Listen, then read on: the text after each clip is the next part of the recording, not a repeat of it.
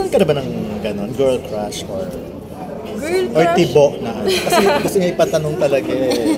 Kayo na lang po.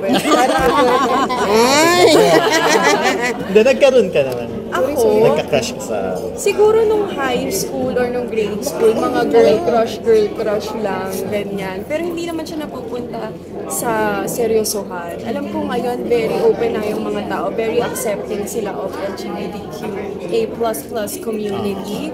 Pero ako sa ngayon hindi ko pa nakikita siguro yung sarili ko na nasa sitwasyon na gano'n.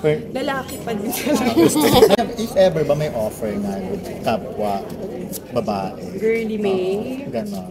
Anong Movie offer po ba? or movie lang. Movie Yung oo partner naman talaga, po. GL? I am a Oo. very open person at nakakaintindi po ako sa mga kung anong gawin ng ibang bagay. Kasi syempre bilang mga artista, yung pagiging creative natin, hindi talaga siya mawawala. At ako, matapang ako eh. Ready ako sa kung patalunin mo ako ng tulay, tatalon ako ng tulay.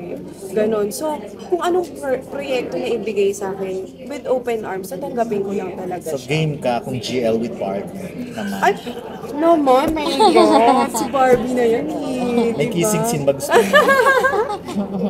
Hindi alam ko kasi si Barbie, hindi siya pwede pang ano. Sino na lang yung pwede sa tingin mo? Sino na gusto choice mo?